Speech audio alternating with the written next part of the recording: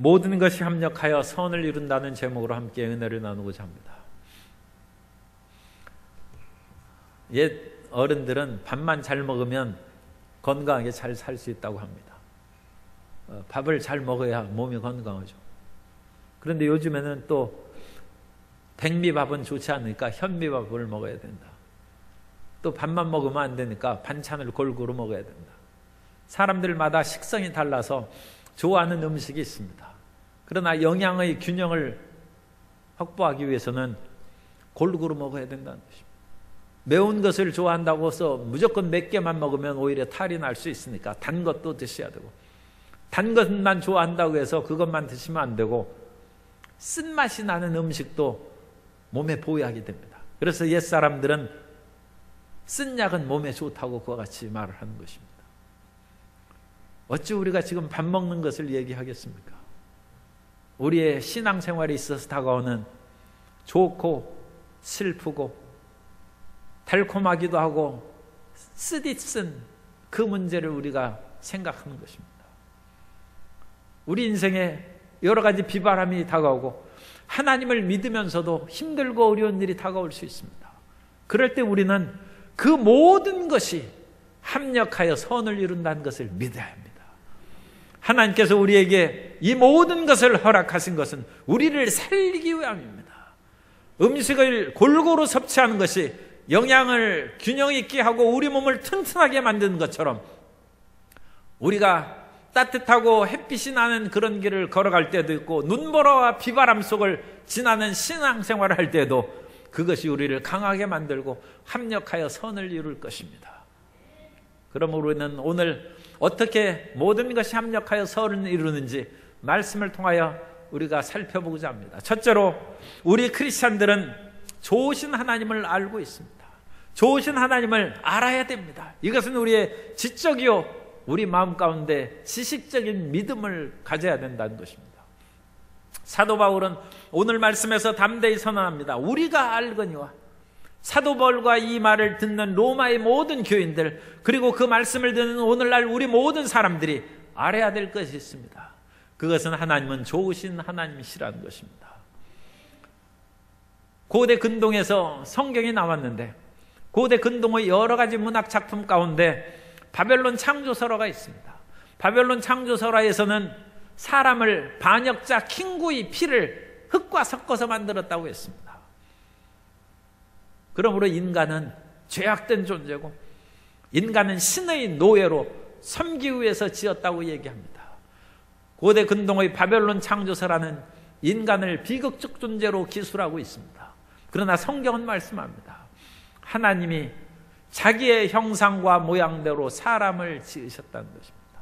우리는 하나님의 형상과 모양대로 지음받은 존재인 줄로 믿습니다. 좋으신 하나님께서는 자기와 똑같은 형상과 모양으로 우리 인간을 만드신 것입니다. 그리고 하나님께서는 자비하십니다. 은혜로우십니다. 그래서 하나님께서는 하나님을 믿는 사람에게만 햇빛을 비춰주거나 하나님을 의지하는 사람에게만 비를 내려주시지 않습니다. 마태복음 5장 45절에 보면 이같이 한즉 하늘에 계신 너희 아버지의 아들이 되리니 이는 하나님이 그 해를 악인과 선인에게 비추시며 비를 의로운 자와 불의한 자에게 내려주심이라. 하나님은 공평하시고 은혜로우신 것입니다. 그 하나님께서는 아담과 하와를 만드실 때도 상함도 해함도 없는 에덴 동산을 예비해 주셔서 그곳에서 행복하게 살게 하셨습니다. 하나님께서 아브라함에게 이삭을 번제로 드리라고 할 때도 아브라함을 짐짓 시험하기 위해서 그 사랑하는 독자를 과연 하나님 앞에 드릴 수 있는지 그런 믿음과 하나님에 대한 인자하심에 대한 철저한 신앙이 있는지 확인하기 위해서 그 일을 말씀하셨을 뿐, 실제로 아브라함이 이삭을 드리려 하자 하나님이 말렸습니다. 제발 그러지 마라. 그리고 하나님께서 덤불숲에 뿌리 걸린 순양을 보여주셔서 그것으로 번제를 드리게 하셨습니다. 아브라함이 그것을 보고 야훼 이레의 하나님을 찬양했는데 창세기 22장 14절에 보면 아브라함이 그 땅 이름을 야훼 이레라 하였으므로 오늘날까지 사람들이 이르기를 야훼의 산에서 준비되리라 하더라. 하나님께서 우리를 준비하십니다. 우리의 모든 삶을 준비해 주십니다. 짐승도 새끼를 날 때는 털을 뽑아서 따뜻한 보금자리를 만들고 새끼를 낳아서 새끼가 잘 자랄 수 있게 하십니다. 짐승에게 어찌 그런 지혜가 있겠습니까? 하나님이 주신 것입니다. 하나님이 짐승을 새끼를 낳아서 잘 번식할 수 있도록 은혜를 주신 것처럼 하물며 그 사랑하는 자녀들이 이 땅을 살아갈 때 어찌 돌보시지 않겠습니까? 하나님께서는 무조건 예수님을 믿고 예수님을 믿지 않으면 심판을 당한다고 말씀하시지 않고 하나님께서는 수천 년 동안 말씀으로 백성들을 훈육하시고 선지자를 보내서 길을 예비하시고 마지막에 독생자 예수 그리스도를 보내주셔서 예수님이 십자가에 못 박혀 피를 흘린 그 이유를 알게 하시고 누구든지 예수님께서 십자가에서 나를 위하여 죄사함의 피를 흘리시고 내 저주를 속량하시고 내 삶의 가난을 청산하시고 나의 모든 육신의 정욕과 안목의 정욕과 이생의 자랑을 십자가에 못 박고 하나님을 위하여 살아가도록 예비하셨다는 것을 깨달으면 하나님의 은혜에 감격하게 되는 것입니다. 하나님께서 내가 예수님 믿기 위해서 이와 같이 어마어마한 준비를 해오셨다니 정말 죄인인 우리가 심히 부끄럽고 감격하면서 감사하지 않을 수 없는 것입니다. 주님께서 이와 같이 우리의 모든 삶을 예비해 주신 것입니다. 더 나아가서 주님께서는 좋은 사람은 더 좋게 만드시고 풍성한 은혜를 내려주십니다. 하나님께서는 그 형상과 모양대로 우리를 만드셨을 뿐만 아니라 우리가 하나님을 믿고 우리 자신을 하나님께 맡기면 더 빛난 존재로 만들어 주신다고 시편 37편 5절 이하에서 말씀합니다. 내 길을 야훼께 맡기라. 그를 의지하면 그가 이루시고 내 의를 빛같이 나타내시며 내 공의를 정오히 빛같이 하시리로다. 다윗이 처음부터 용맹스럽고 담대한 소년이었던 것 같습니다. 늑대 소년 이야기에 보면 늑대가 나타나니까 다 도망가고 늑대가 나타났다 해서 양떼를 돌보지 않고 그렇게 피해오는 것이죠. 그러나 다윗은 늑대가 아니라 곰이나 사자가 나타나도 쫓아가서 곰의 입을 벌리고 양새끼 움킨 것을 빼앗고 곰이나 사자가 대들면 그것을 쳐서 죽였다는 것입니다. 어찌나 용맹스럽고 담대한지 모릅니다. 그런데 그런 다윗이 기름 부음을 받고 나자 더 용맹스러워졌어요. 이제는 짐승이 아니라 하나님을 대적하는 이스라엘 원수들을 향하여 그와 같이 용맹을 부리고 다윗이 기름 받은 후에 성령이 충만해져서 전쟁터에 나가니까 골리앗이라는 구척 장군이 이스라엘 군대를 모욕하는데 사람들이 그 어마어마한 거구에 그리고 그 우렁찬 목소리에 기세가 눌려서 그냥 숨기에 바쁘고 대항할 생각을 못해.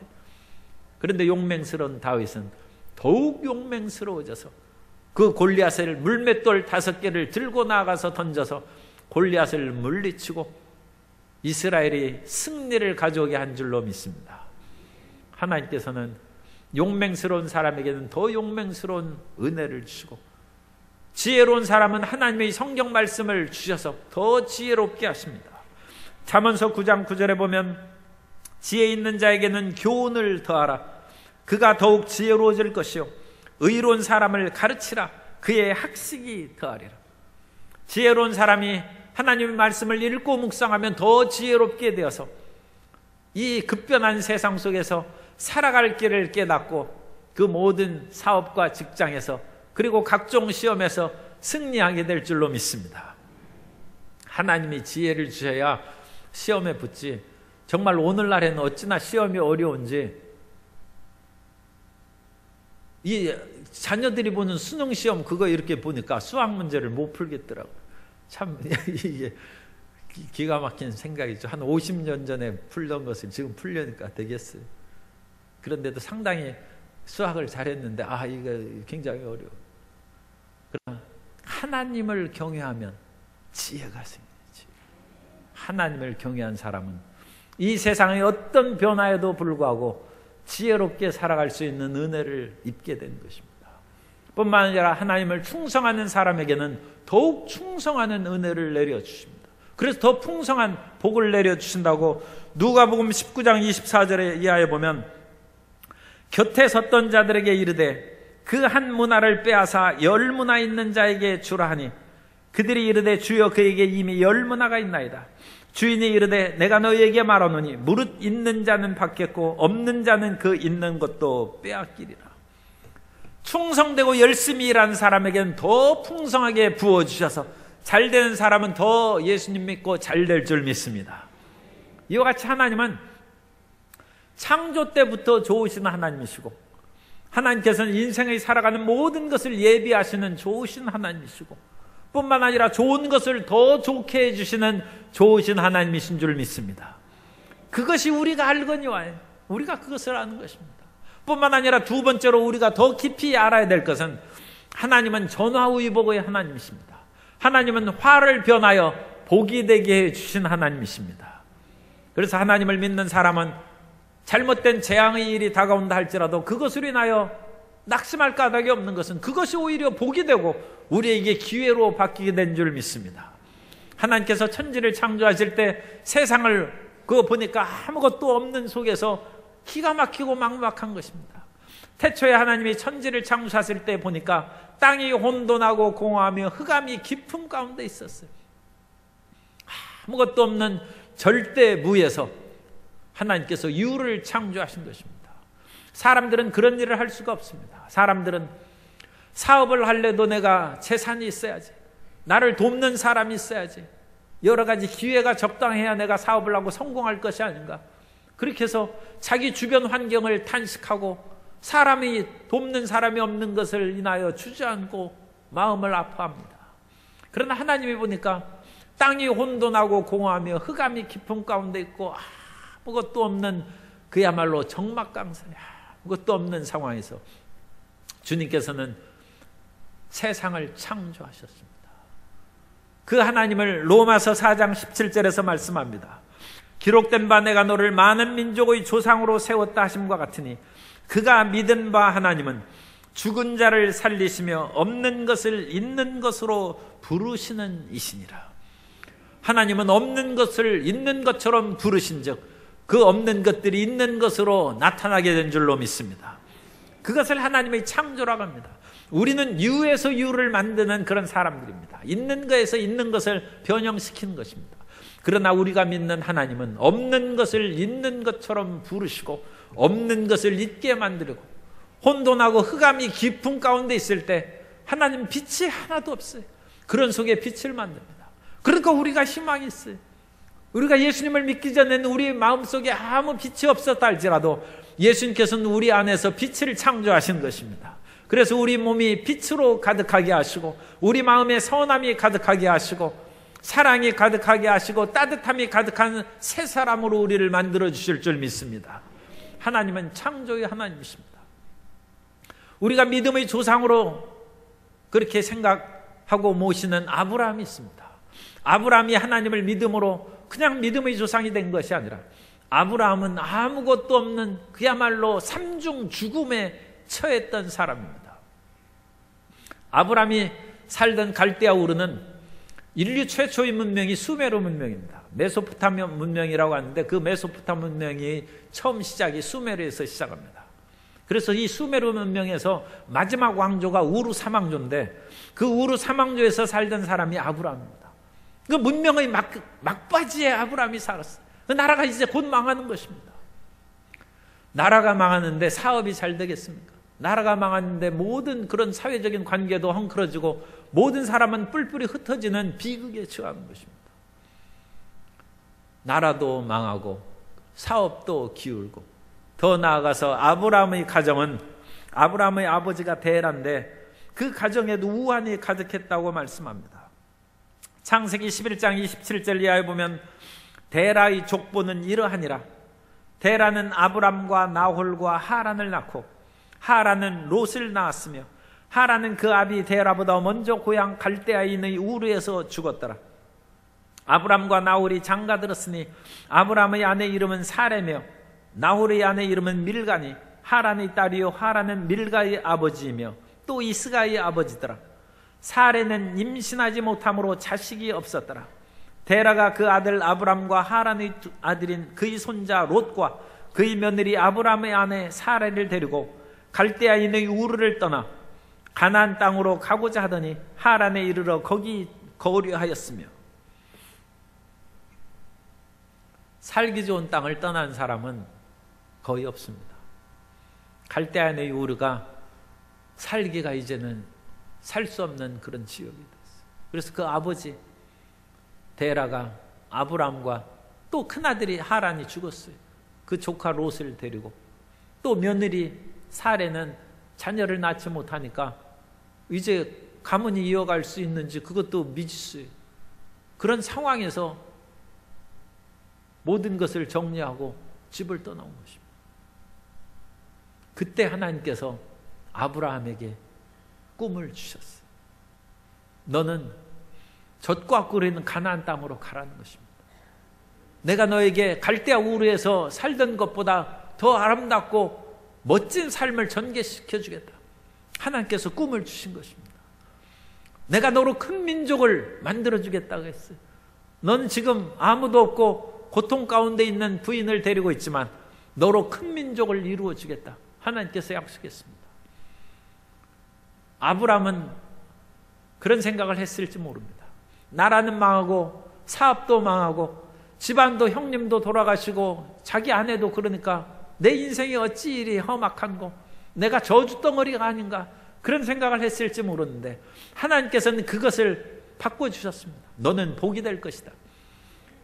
개역 한글 성경에는 복의 근원이라고 했는데 근원이라는 단어는 없고 성경에는 너는 복이라고 했습니다. 아브라함이 그냥 복입니다. 뭐 다른 거 붙일 필요가 없어요. 아브라함이 복덩이라는 것입니다. 너는 저주덩어리가 아니라 복덩이라는 것입니다. 너를 축복하는 자에게 내가 복을 주고 너를 저주하는 자를 내가 저주할 것이다.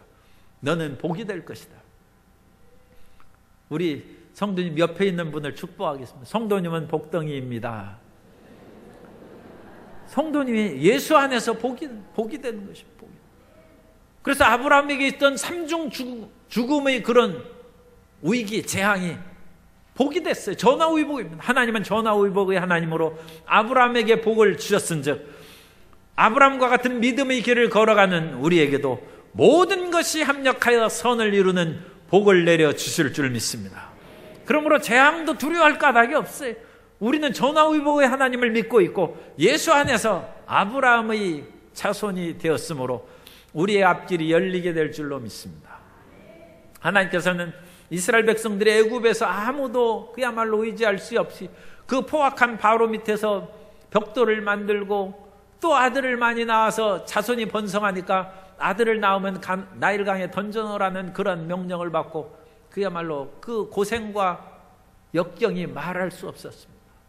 그런데 그런 상황에서 하나님께서는 이스라엘 백성들을 건져내서 해방을 주셨습니다.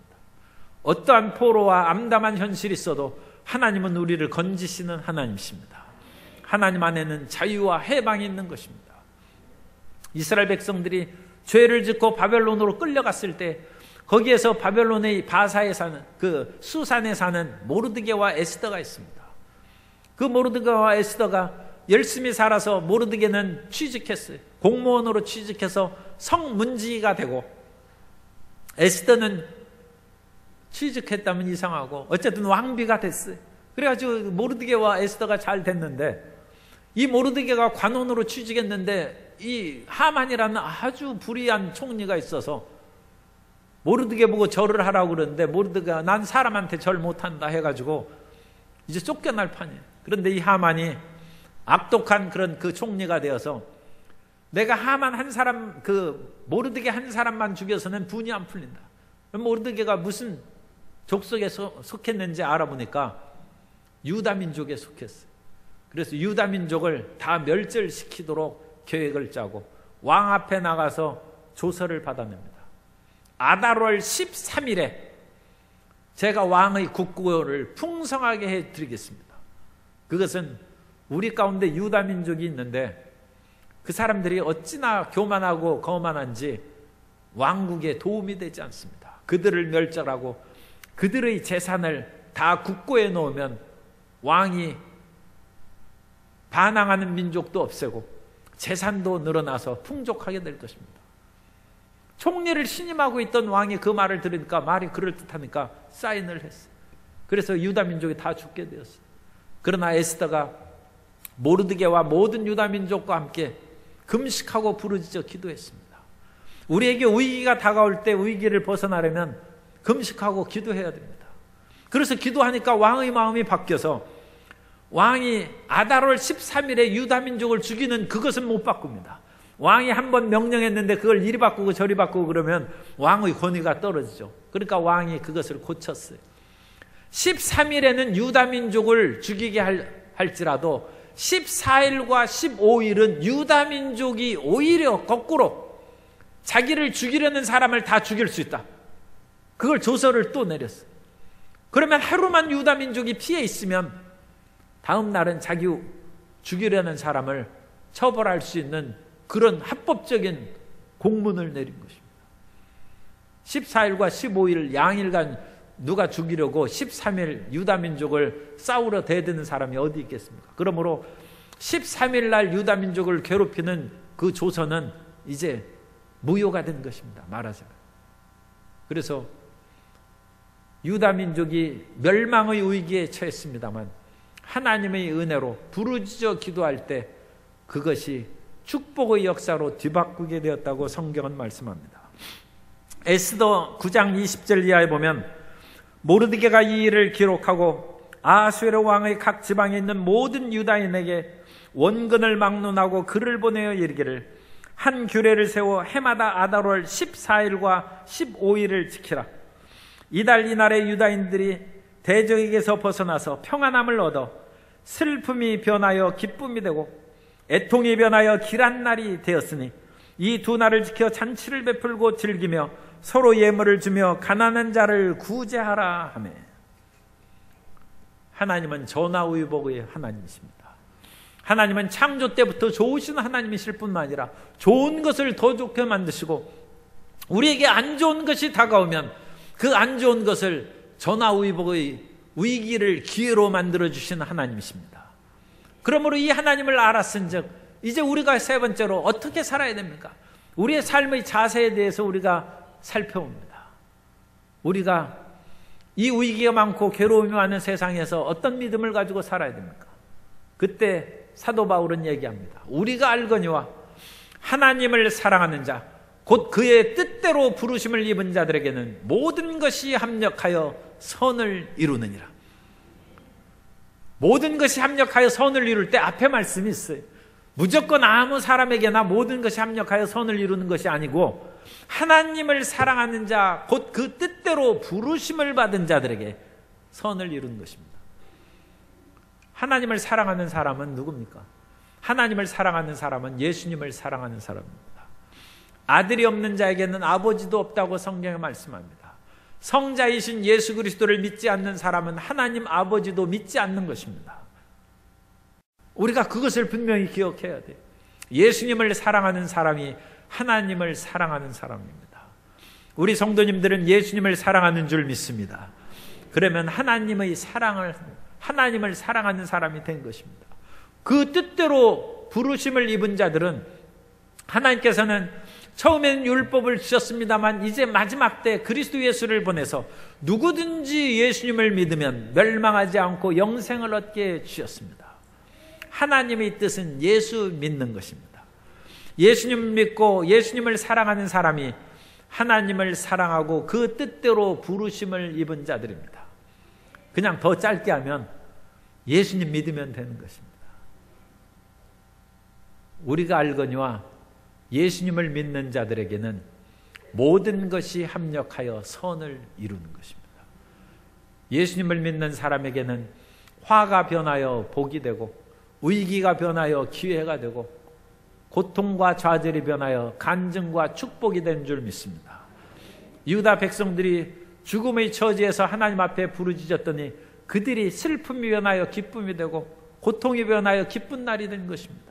오늘날 우리가 예수 안에서 위대한 이 변화의 역사가 나타날 줄로 믿습니다. 그러므로 예수님 믿고 잠시 지나가는 과정 가운데 어려운 일이 생겼다고 해서 뒤로 물러가면 안 됩니다. 예수님께서 씨 뿌리는 비유를 하셨는데 씨앗이 돌짝밭에 떨어졌어요. 그러므로 그 씨앗이 돌짝밭에서 이제 뿌리를 내렸는데 돌밭이니까 그 뿌리를 깊이 내리지 못합니다. 그래서 햇빛이 내리쬐매 환난이 다가오매 시험이 다가오매 위기가 다가오매 뿌리가 깊지 않으면 말라 죽고 말았어요. 예수님을 믿더라도 끝까지 믿어야 됩니다. 우리 옆에 분에게 예수님을 믿더라도 끝까지 믿읍시다. 예수님을 끝까지 믿어야 돼요. 예수님 믿다가 뒤로 돌아가면 안 믿은 것만 못하다고 성경에 나와 있어요.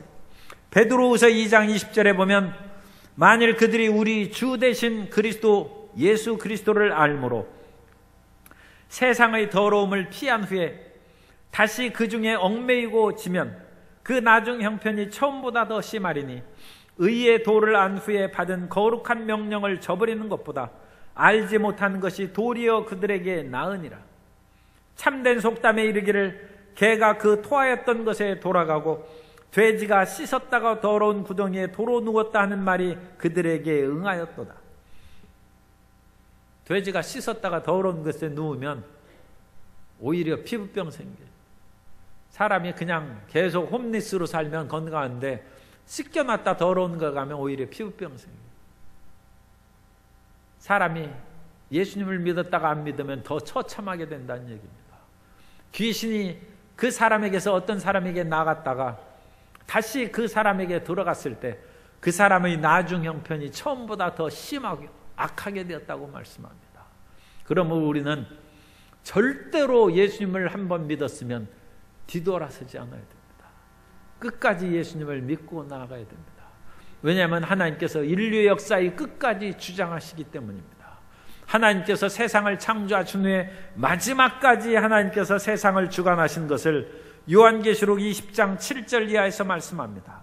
천년이 참에, 천년왕국을 말하는 것입니다. 천년왕국이 지남에 사탄이 그 옥에서 놓여 나와서 땅의 사방 백성 곧 곡과 마곡을 미혹하고 모아 싸움을 붙이리니 그 수가 바다의 모래 같으니라. 그들이 지면에 널리 퍼져 성도들의 진과 사랑하시는 성을 두르매 하늘에서 불이 내려와 그들을 태워버리고 또 그들을 미혹하는 마귀가 불과 유황못에 던져지니 거기는 그 짐승과 거짓 선지자도 있어 세세토록 밤낮 괴로움을 받으리라.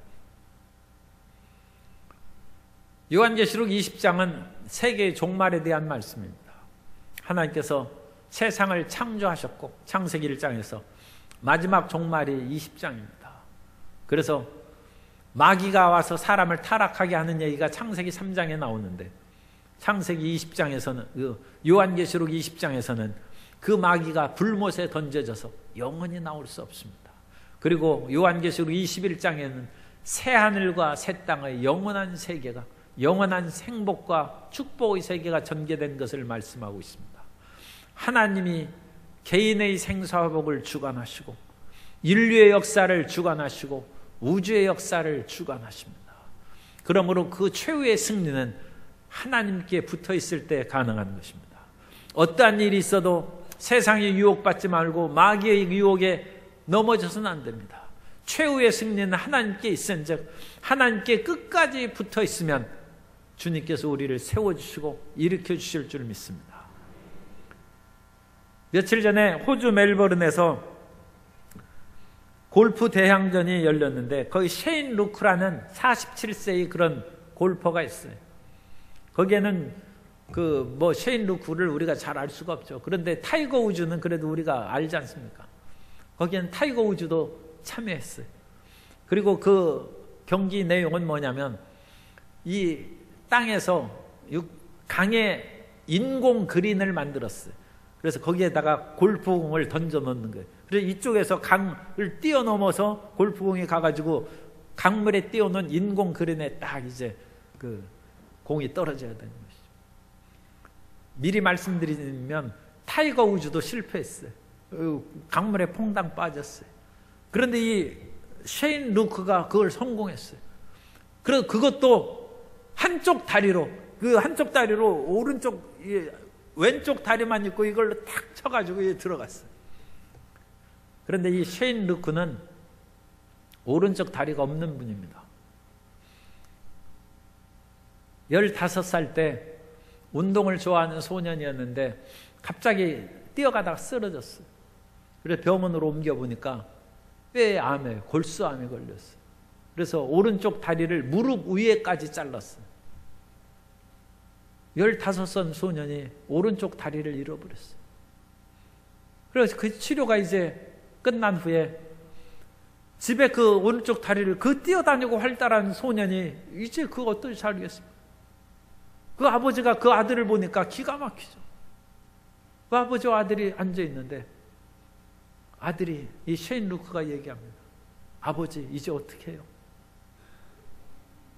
그런데 그 아버지가 갑자기 우리 골프장에 가자. 그러니까 아들이 아니 지금 아버지 농담하는 거예요. 아니 나도 몰라. 그런데 한번 우리 가보자고 했어요. 그래서 그 아버지하고 그 아들이 다리가 없는 아들이 골프장에 갔어요. 그리고 골프채를 의지해가지고 한쪽 다리로 딱 서가지고 골프공을 딱 쳤는데 이 골프공이 하늘을 향해서 쫙 날아갔어요. 그걸 보고 이 소년이 희망을 얻었어요. 내 인생이 주저앉지 않고 골프공처럼 하늘을 향해 날아갈 수 있다. 그래서 15살부터 골프를 치기 시작했어요. 그래서 지금 32년을 쳐서 47인데 국내 각종 대회에서 상당한 실제 우승도 하고 세계 골프 선수들이 랭킹 10위에 들기도 했어요. 10위권 안에. 아니 타이거 우즈도 그 못 넣은 그것을 그 인공 강물에 있는 인공 그린에 그걸 탁 넣었대. 인생에는 희망이 있습니다. 인생엔 절망이 없습니다. 하나님께서 희망이시기 때문입니다. 하나님께서는 우리를 죽이려고 만든 것이 아니라 살려고 만드셨습니다. 그러므로 우리가 아는 것은 하나님은 희망의 하나님이라는 것이고 예수 안에 있는 사람, 하나님을 사랑하는 자, 곧 그 뜻대로 부르심을 입은 자들, 그 사람은 예수 믿는 사람들이에요. 예수 믿는 사람들에게는 모든 것이 합력하여 선을 이룬다. 우리에게 재앙이 다가와도 그것이 합력하여 선을 이룰 것이고 우리에게 고통이 다가와도 그것으로 말미암아 우리가 인내를 배우게 되고 그것으로 말미암아 사람다운 사람이 되게 하고 하나님 앞에 설 때 부끄러움이 없는 사람이 되게 하고 세상에 온갖 것이 풍족함으로 방탕하고 형편없는 사람으로 전락해버리는 사람들이 많이 있습니다. 그러나 하나님께서는 우리의 영혼을 성결하게 만들고 우리의 마음을 더 깊고 다른 사람을 불쌍히 여기고 사랑하는 사람으로 만들고 우리의 산업에 풍요함을 주셔서 남을 돕게 하시고 우리 인생을 성공하게 하시고 최후의 승리자가 되도록 이끌어 주신 줄 믿습니다. 그러므로 예수님을 믿는 사람은 어떠한 일에도 낙심하고 절망하고 뒤로 물러가지 아니하고 좋으신 하나님을 의지함으로 좋은 것은 더 풍성히 좋게 만들고 어려운 것은 좋게 변화시키는 하나님의 은혜와 기적을 체험하며 살아가야 될 줄로 믿습니다. 그리하여 성공하는 인생이 되고 최후의 승리자의 귀한 성도님 되시기를 예수님 이름으로 축원합니다.